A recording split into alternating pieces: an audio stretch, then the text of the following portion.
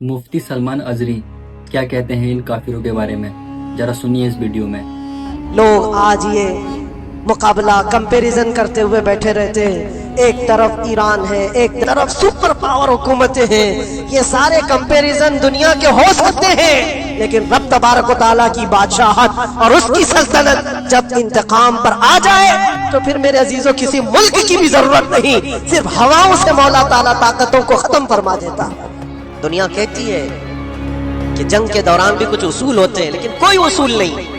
हमने देखा है जिसकी ताकत है उसका बोलबाला है। ये दुनिया उनके खिलाफ कभी कोई बात नहीं करती। क्यों? सुपर पावर के 1000 गुना भी हजम कर लिए जाते हैं। छोटा मुल्क या गरीब आदमी कोई बात करे तो सारे उस पर टूट पड़ते हैं। आज मैं एक चीज आपको बताना चाह रहा हूं कि ये कोई नई चीज नहीं है जो हो रही है आज दुनिया में। ये फैलने वाली है और क़यामत के करीब हम आ चुके हैं। हो सकता है दुनिया पूरी जंगों के लपेट में हो, जो रसूल पाक सल्लल्लाहु अलैहि वसल्लम ने इरशाद फरमाया, कत्ल इतना बढ़ जाएगा कि 100 लोग हों तो 99 मर जाएंगे, एक बच जाएगा। कत्ल इतना बढ़ जाएगा। ये जंग की आग हो सकता है आसपास सब फैल जाए, जिसकी वजह से इस वबा में, इस बला में सब मुलविस होने लग जाए।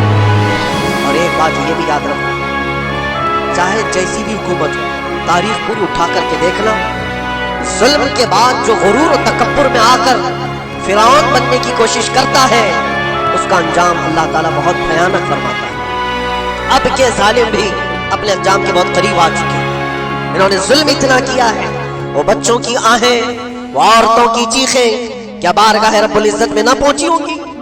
रब तबारक व तआला खुद फरमाता है, सयअलमुल लज़ीना ज़लमू अय्य मुनक़लिबिन यनक़लिबून। अनक़रीब जालिम ये देख लेंगे कि किस पलटी में अल्लाह ताला उन्हें गिराने वाला है। जो जाल वो अपने दुश्मनों के लिए बुनते हैं, अल्लाह ताला उसी जाल में उनको फंसाता है। आज देखना आप, तारीख की सच्चाइयां आपको इस बात का जवाब देंगी। जालिम ये समझता है कि मैं खुदा के बराबर हो चुका, मुझे कोई भी हिलाक नहीं कर सकता। अल्लाह ताला फरमाता है, इन्नमा तकूनु युदरिकुमुल मौत वलौ कुंतुम फी बुरूजिन मुशय्यदा। तुम मजबूत किले में क्यों ना बैठे हो, मौत तुम्हारे पास आकर पकड़ ले। और रब तबारक व तआला के लिए कोई चीज नामुमकिन है। लोग आज हवा बनाते हैं कि एयर डिफेंस सिस्टम इतना बड़ा है, कोई कुछ नहीं कर सकता।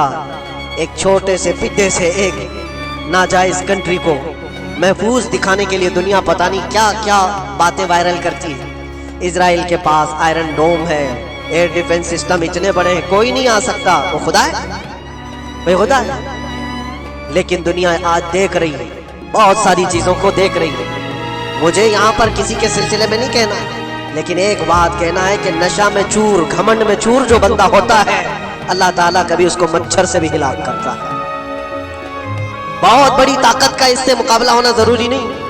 तुम्हारे पास होगा बहुत बड़ा सिस्टम, लेकिन रब तबारक व तआला जब इंतकाम ले ले तो फिर तुम्हारे लिए बहुत बड़ी ताकतों की जरूरत है। तो रब तबारक व तआला ढील देता है।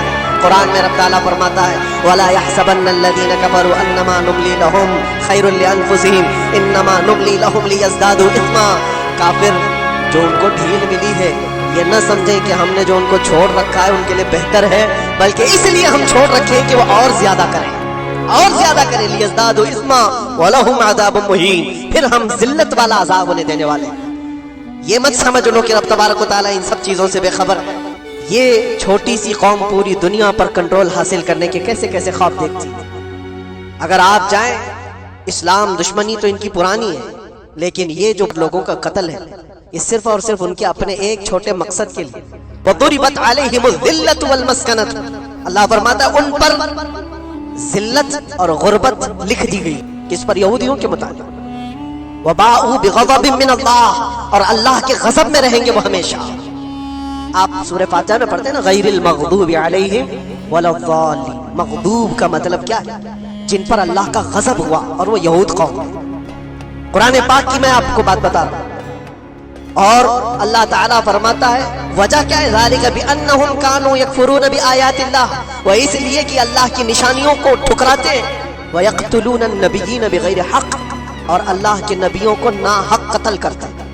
अब दुनिया को ये अफसोस हो रहा होगा, जैसे मैंने अभी बताया 50,000 लोगों का कत्ल वहां कर दिया। ईरान में घुस गया, शाम में घुस गया, लेबनान में घुस गया, हर जगह मार मार मार और लोगों का कत्ल।